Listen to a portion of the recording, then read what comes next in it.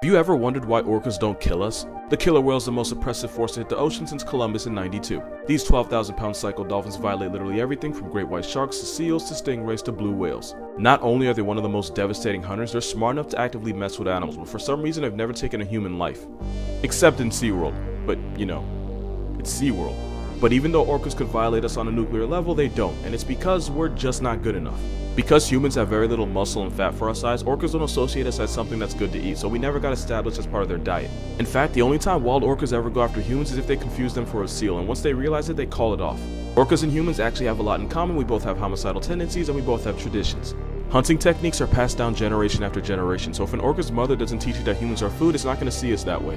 Which is good because it basically gives us immunity from one of the most fearsome animals on the planet. It's bad because if an orca ever tries human and tells his friends about it, we're going to be in a world of trouble.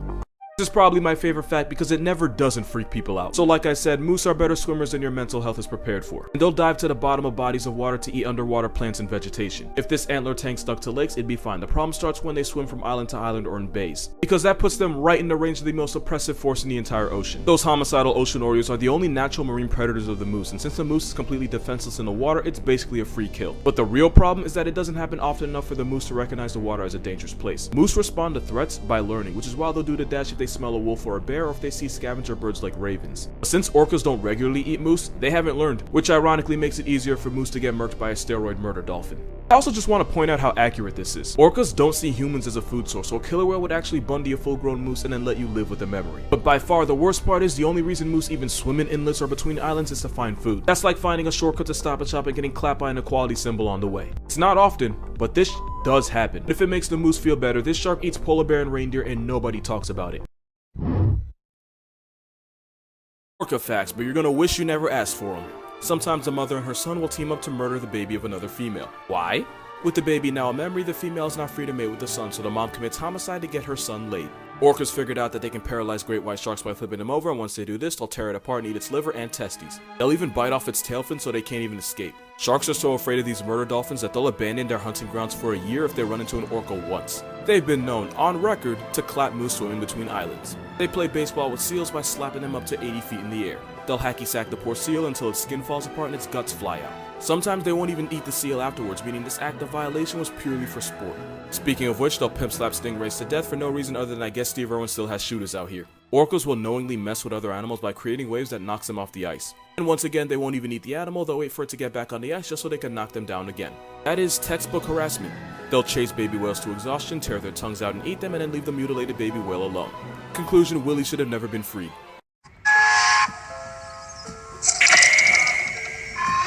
I've been trying to tell y'all, killer whales are just waterproof black Air Forces with fins. Their entire personality is bullying every name on the ocean census for no reason at all. Let me explain why this video is way worse than you actually think. It's actually well known that orcas will tail slap their prey. It's the fastest way to make a seal join the Air Force. This video was filmed in Mexico, and there were actually 6 of these hood dolphins taking turns slapping the stingray. And after getting bodied the first time, the stingray was too weak to get away, so the orcas just kept violating it. And this went on for an hour and a half.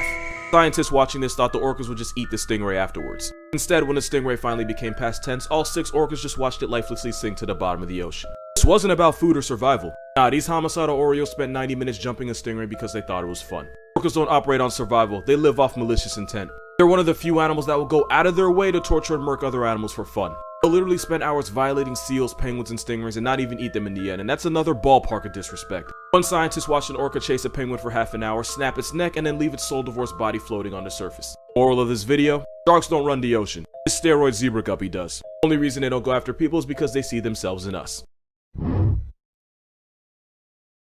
Killer whales are the most destructive force God ever greenlit to the ocean. You probably already know that they vibe check seals 80 feet into the air, and if that assault doesn't send them to seal Jesus and high-five in the water from that height will. Not only do they do this to cripple them, they do it to loosen their skin to make them easier to eat. Not to mention they'll catch them slipping in their own living room like a John Wick sea panda. These murder flippers will violate great white sharks, physically tearing them apart to eat their heart, liver, and just for added disrespect, their testicles. They even bite off their tails so they can't escape. All they can do is experience the gauntlet of violation and abuse, with the only relief coming in death. These hood dolphins will also chase and harass penguins in an unethical game of tag because they thrive off pain. Also, these equality symbol psycho dolphins will chase baby whales, eat their tongues, and leave the mutilated whale to die. You see wolves hunt in pods of up to 40, surrounding prey on all sides. Nothing is safe, not even each other. Because these Bundy whales will murk baby orcas just to shoot their shot at the traumatized mother. Killer whales will not hesitate to put anything on a t-shirt, which is why I went ahead and put them on a hoodie.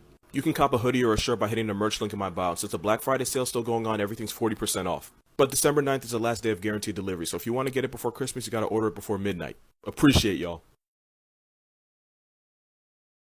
5 examples of orcas not giving a fraction of a fuck. They G-slap stingrays. YouTube it. These Roy dolphins disrespect stingrays with the force of 1,000 pimps so hard that Steve Irwin can feel it. Yeet seals like hacky sacks. In case you're wondering, that's a seal right there. Orcas will punt seals 80 feet in the air, high enough to meet seal Jesus. And if getting smacked up by a psychotic sea panda doesn't kill them, hitting the water from that height will. So they will pull up to the beach just to snatch souls. Imagine you're just minding your seal business, thinking you're safe because you're on the beach, and Free Willy just shows up and takes your life. 2 words, malicious intent. They violate sharks in the highest possible degree. These murder dolphins will mutilate great white sharks, eating their livers, stomach, and even their fish testicles. They basically neuter great white sharks. Yeah, they massacred my boy.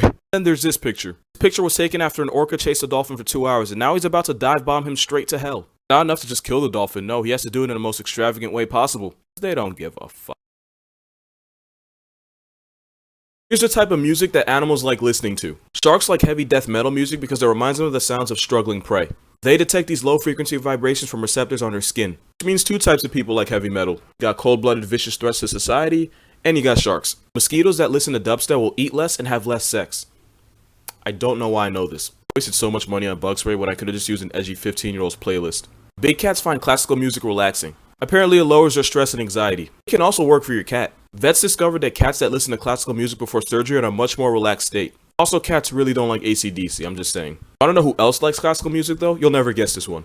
Yep, that's right. These Lucifer lizards have taste. Scientists discovered that a crocodile's brain responds to classical music the same way a human's does. So play some Beethoven and maybe he won't send you to him. And if you use the free 3-month trial, you'll be able to play it on Apple Music. Never know when you're gonna need to play some box and not get clapped by a crocodile, so you might as well take it. Great white shark versus saltwater crocodile. 2 apex predators that will hit you with that Junjutsu Tsukuyomi into an early retirement from life. This roid guppy is the most devastating great white since the KKK, and it probably catches more bodies than them too. Great Caucasian is the most powerful shark to not have a law degree. With one of the most crucial bites in the animal kingdom, they can one-shot almost anything in nature. Such lethal predators that they actually drove the megalodon to extinction. Crocodiles have been running phase and raising death tolls for 80 million years. They have arguably the most devastating final smash in nature. Death roll is an instant obituary designed to tear and tenderize prey while also drowning it. This style can take down wildebeest, zebras, and if you saw that video, unlucky cheetahs. Not to mention they have bony, bulletproof skin. So who would win? Easy. Crocodile would have to score multiple successful hits on the great white by tearing its fins off. However, the croc has a severe weakness. Crocodiles have a soft underbelly and the great white could easily one-shot them if they go for it. Plus, if this fade takes place in the water, the crocodile would eventually have to go up for air. That would leave him wide open for a devastating and conflict-ending kill shot. Crocodiles probably aren't smart enough to strategically go for the shark's fin, so they need pure luck just to stay alive. But great white's gonna win this one. If I can't make you love sharks in 60 seconds, you have every right to unfollow me. Lemon sharks will form emotional attachments with humans and even get overprotective when they see their favorite diver giving attention to another shark. Yeah, they get jealous. There's a Florida lemon shark named Blondie that'll swim up to people so they can pet him like the 8-foot 200-pound sea puppy he is. Speaking of which, a baby shark is called a pup, and I dare you to try to lie to me and tell me this teething shark pup didn't make you smile. I'm trying to hide it, but I see it. The smallest shark in the world is a dwarf lantern shark that never gets any bigger than 8 inches. There's a joke in there somewhere and I'm not gonna make it. They eat krill and like their name suggests, they can glow in the dark. Sharks are intelligent enough to be trained like dogs. Gray bamboo sharks in Germany were taught to push their snout to the correct shape shown on the screen to earn food. They were also trained to navigate through a maze by recognizing certain shapes and colors on the wall. Sharks in the UK were trained to roll over and beg for food. Sharks have designated best friends. If you rub a shark's belly or turn it upside down, it goes into a trance called tonic immobility that can last as long as 15 minutes. It can also be triggered by rubbing its snout. A fact here, I just think this is cute. 5 facts about sharks that might change the way you look at them. White-tip reef sharks like to cuddle. They've been known to pile on top of each other while resting. Also in Hawaiian mythology, they contain the spirits of family ancestors. Sharks respond to affection. Sharks being transported to aquariums can thrash around and injure themselves. So handlers will stroke and caress them because this act calms and reassures them. Sometimes this makes them seek out affection too. Scuba diver Randy Jordan says an 8-foot lemon shark named Blondie will rush over to him whenever he's in the water just to get petted. Sharks have designated best friends. These shark best friends are usually the same sex and size as them, and this relationship can last years. Sharks can also be trained like dogs. Gray bamboo sharks have been trained to recognize and press on certain shapes in order to get food. They've also been taught to navigate through a T-maze by associating the correct direction with certain shapes and colors on the wall. And lastly, sharks have been around for 450 million years, which makes them older than trees. Yes, I said trees. If you made it to the end of this video, here's a baby shark gnawing on an engine, and I dare you to tell me this isn't adorable. What if I told you the most powerful shark in the world isn't the great white? The gray hammerhead's physical stats are impressive, but let me tell you why it's a cheat code. Because their eyes are so far apart, hammerheads have game-breaking 360 vision with depth perception. They can also track you down by using the electrical impulses that literally every living animal gives off. This shark can detect your heartbeat from a mile away. Superpower is so OP they can literally find animals buried in sand and swing their heads side to side to get a perfect understanding of their surroundings. That's not all, they have a seventh sense. Hammerheads have a built-in GPS in their head. They can detect an invisible grid based on magnetic fields. Since all sharks have amazing memory, the hammerhead can find and memorize your position in the ocean. Want to know how much of a cheat code this thing is? Hammerheads can sense half a billionth of a volt, and in case I just lost you, they can detect the electricity from a flashlight battery from miles away. Oh, and the biggest hammerheads are like 20 feet long. They're not the biggest or the meanest, but considering God put cheat codes on a whole ass shark, they have the right to be cocky. Oh, and they have 2 dicks. If TikTok doesn't give a warning, I will. If you're squeamish in any way, this might not be the video for you, good buddy. Most of these sharks are blind, and it's all thanks to a parasite that scrapes its eyeballs until it causes permanent vision-ending damage. That parasite is a crustacean called a copepod. It's kind of like getting an eyelash stuck in your eye, except it's alive, it feeds off of your cornea, and it's stuck there for life. But it's actually not that bad. Greenland sharks have a strong sense of smell, which is why they can survive getting Ray Charles'd. And to be fair, they don't really use their eyes for much anyway. As bad as it looks, and yet it does look bad. The parasite actually helps the shark out by basically serving as a fishing lure, which attracts fish that the shark would normally be too slow to catch. So even though the shark basically gets its eyes gouged out, it ends up better off because it has a better chance of catching more food. Also, some scientists believe this parasite might be bioluminescent, and if that's true, they glow in the dark, which attracts more food for the shark they're living off of. But when you choose someone's eyeballs to blindness and live on them rent-free, helping with groceries is the least you can do. I feel like in every video, there's at least one sentence that no other person has ever said, and that was definitely it. You know what? You're right, that wasn't fair. I probably should explain. This shark has been known to eat polar bear and reindeer. It's a Greenland shark, and it's kind of a well-known weirdo. They can live for 400, 500 years, but they don't hit puberty until 150. They can grow to 21 feet long and weigh over 2,000 pounds. And most of them are blind thanks to a parasite that feeds off their eyeballs. You probably don't care about that. So yeah, the Greenland shark has been found with the remains of seals, polar bears, and reindeer. One shark was even found choking to death on a piece of moose off the coast of Newfoundland. They saved it, by the way. There's even some reports of them allegedly having a human leg in their stomach. But the Greenland shark lives life incredibly slow, and the fastest they'll ever go is about 1.5 miles per hour. Which is why this fossil of a shark is usually a scavenger, meaning any polar bear or reindeer they eat was already dead. At the very least, extremely sick or dying, but that's still giving this molasses guppy a lot of credit. Because their secret to living long is doing it painfully slow. In fact, it's believed the only way they eat living prey like seals is by catching them while they're asleep. But Greenland sharks are perfectly harmless, unless you eat them. Greenland shark meat is highly toxic, meaning it's the only time where you die when you bite the shark. Doesn't stop people from trying. But yeah, mummy shark ain't too bad. There's only one animal that sharks are afraid of. Sharks will step to almost anything, but put a dolphin in front of them and they'll fold like a lawn chair. First of all, these homicidal water hot dogs travel in pods. Since sharks are solitary, hearing their satanic cries means a violent vibe check at the hands of the sociopath squad. Dolphins are more flexible and faster than sharks and will swim underneath them and use their bodies as battering rams to the shark's underbelly. One hit can cause severe internal injuries. Getting pressed by the entire squad means Shark Week gets cut devastatingly short. Dolphins don't even need self-defense to make a shark's life a living sodomy. Dolphins will play volleyball with baby sharks, and you have to understand this is a power move. The scars might heal, but the mental trauma never will. Grampus dolphins especially will bully sharks just for being alive in the same ocean as them. People love talking about dolphins saving people from sharks, but the truth is they don't care about us, but they'll never miss an opportunity to put a roid guppy in its place. I didn't even mention the shark's biggest op. Orcas will G-slap sharks upside down to immobilize them and then eat their livers. And then they leave their ravaged bodies to die. Dolphins don't operate off morals. They don't answer to a god. As intimidating as sharks are, they'll never amount to more than a dolphin's throw pillow. How to get killed by a shark. Statistically, it's more likely that a fallen coconut or an aggressive vending machine is going to put you in somebody's Twitter bio. Seriously though, why do y'all do that? Putting a dead person in your Twitter bio means every time you get into an argument on the internet, that person dies twice. Very few people get attacked by sharks and even less die, but I guarantee you they go into the gulag with all the respect in the world. If you want some of that respect, here's how to get a shark to send you to God. Swim at night. It's when they're most active. Swim alone. Their isolation encourages them. Get an uneven tan. Sharks can see contrast really well, so if you get an uneven tan, you have a better chance of getting one's attention. Make sure you splash in the water. Sharks are like insurance companies. Your misfortune excites them. Splashing around will make a shark think you're a struggling animal, and they'll be more than happy to put you out of your misery. Also, try swimming near drop-offs. That's where sharks like to hang out. Make sure you wear a lot of shiny jewelry too. A shark might mistake it for fish scales, and that's your ticket to the gulag. Try to swim in an area with a lot of seabirds flying above, because that could be an indication of shark-related activity. Your chances of getting attacked by a shark are 1 in 3.75 million. I have a better chance of getting Addison Rae to comment on this video. Still hasn't happened yet. If you follow these steps and have a little bit of luck on your side, you'll be able to impress everybody at the heaven gates. Daisy, Daisy, give me your answer. This is the first time I can say this about something in the ocean, but what you just saw is 100% completely harmless. Even though its closest cousin is a great white shark, this leviathan come to life is a basking shark. Even though they grow to 26 feet long and the biggest one ever caught was 40 feet, they eat nothing but plankton, so they're zero threat unless you work at the chum bucket and have a computer for a wife. They got their name because you can usually find them feeding at the surface of the water, and they look like they're basking in the sun. They also look a lot like great white sharks, so whenever somebody claims to see megalodon, what they really bumped into was a baskie minding its own business. They look like they're in a constant state of shock because they filter out plankton from the water and then pass that water through their gills. They're massive pushovers, and some will even curiously circle divers. The only slightly dangerous thing about them is they can weigh up to 11,000 pounds, and in 1937 one accidentally capsized a ship, drowning 3 people. But we've actually done this pog shark way worse, and because of overfishing they're starting to shrink in size. But for the most part they're perfectly harmless. And in an ocean full of R-rated nonsense, this Kirby guppy is the best you're gonna get. So I asked Coyote Peterson what he thought his most dangerous animal encounter was, and this was his answer. Probably hard for a man that regularly goes on Tinder dates with death itself to choose one, but he said this episode was his closest call. Our man literally swan dove into a group of sharks. Now most of the sharks were lemon sharks, which are virtually harmless. But an 18-foot tiger shark is another breaking news on CNN story. And since sharks are naturally curious, this meant he had an apex predator right in his face. Not a big deal until Coyote made a rare but very real mistake. Because the one thing you never want to do with a shark is put your hand under its nose, because that triggers a reflex that opens the shark's jaws.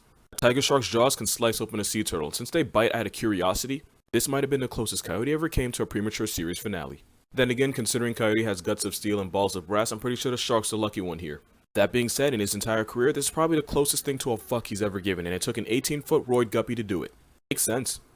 Your child can visit steamy jungles, grassy plains, and the dark depths of the ocean. I should probably explain what the hell this is. That was an angel shark, and that's the worst Call of Duty player you'll ever meet. The angel shark will lie motionless for days waiting for anything bite-sized to accidentally pass above its head so it can take its life. Sounds like a cheat code, but there's no referee in the ocean, so this camel shark stab pads kills like no other. But you don't have to worry about them snatching up your leg because they're only interested in fish, crustaceans, and mollusks like squid. That being said, angel sharks are a lot like electrical power sockets. They're only dangerous if you're stupid enough to poke them. Now you would think that's common sense, but because these sharks stay perfectly still, scuba divers think it's a good idea to touch them, and that makes these sharks go from mannequin challenge to homicide. Luckily attacks are rare, and as long as you're not an idiot, this sea carpet won't fade you. Good thing too, cause there's a shark in this picture and he may not be an angel, but he'll turn you into one. Animal weaknesses that you can actually use against them.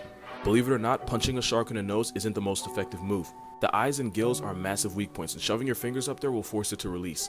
But if a shark is approaching you and not attacking you, you want to take both palms and push down its snout to redirect it away. Gators have two main weaknesses, the eyes and the throat, since if you shove something down its throat, you'll break the seal that keeps water out and force it to release you. With wildcats, you want to either go for the neck or the tongue. Wildcats understand that going for the neck is an instant kill move, so if you go for its neck and attempt to choke it, it'll see you as enough of a threat to not risk its life fighting you and run off. But if that doesn't work, try to pull its tongue as hard as you can. Not only is this incredibly painful, it can suffocate the cat. It'll stop attacking you and focus on getting away. A 72-year-old man was actually able to fend off a leopard by grabbing and pulling out its tongue. A wolf's biggest weakness is that they can be intimidated, because without its pack, one-on-one, if you stand its ground, it won't attack you first. And since they're already naturally afraid of humans, you actually have an intimidation factor against a lone wolf. But if it's a wolf pack, you might become a pack. Some of the nastiest beefs in nature. Lions and hyenas hate each other on a very personal level. Hyenas will gang up on any lions that they catch alone and tear them apart with jaws strong enough to cripple a rhino, and they prefer to bully lion cubs or old lions that are too weak to defend themselves. But lions aren't pushovers, especially the males, who will sometimes actively seek out the leader of the hyena clan just to fold her. Lions also have a nasty habit of not killing them, but breaking their spines and paralyzing them just so they can suffer a slow and painful death, and they have no moral issues doing this to hyena cubs. Not to mention lions will steal from hyenas whenever they can, but since hyenas can usually outnumber and outsmart them, this is beef that'll always have blood on both sides. Unlike this, because dolphins usually beat the brakes off of sharks, and sometimes will even torture and slap around baby sharks. Sharks actually fear dolphins because pods of them can easily batter a shark until it's lifeless. But a shark is still a shark, and this is what can happen if it catches one without its friends. The sharks usually get bodied. Hippos and rhinos are two of the most territorial aggressive animals in Africa, and they do not like each other. Rhinos are bigger with a horn that can put a hippo in the dirt, but hippos can often intimidate the less intelligent rhinos with those teeth. But once in a while, the rhino will call its bluff and send it running. These walking tanks typically avoid each other, but if they pull up to the same watering hole, someone's gonna step. What would happen if you took one of the meanest animals in the ocean and gave it legs? Well, two things. One, you'd have one of the most violently aggressive animals on Earth walking on land, and two, I know this because it technically happened and they exist. It's a known fact that the biggest menace to society in the ocean are dolphins of any kind. They jump sharks for no reason, slapbox their babies, and they have a rap sheet longer than Drake's. And the worst dolphin of all actively tortures other animals for sport. Dolphins and whales are part of a group called cetaceans, which basically happened because this guy decided he wanted to test his luck out in the ocean and evolved to become semi-aquatic and then fully aquatic. But funny story, there was a group of these land animals that actually stayed on land, and about 54 million years ago they split up, with the animals that would become whales and dolphins heading out to sea. The ones that didn't follow them out into the ocean stayed on land, and after millions of years of plot development, they went on to become one of the most vicious animals in the world. In case I haven't made it obvious, I'm talking about hippos. The African homicide horse is actually the closest living relative of whales and dolphins. One's a bipolar tank with Roy Ridge and a devil's overbite, and the other's a pufferfish abusing, shark assaulting sea quagmire, and that is f***ing evolution.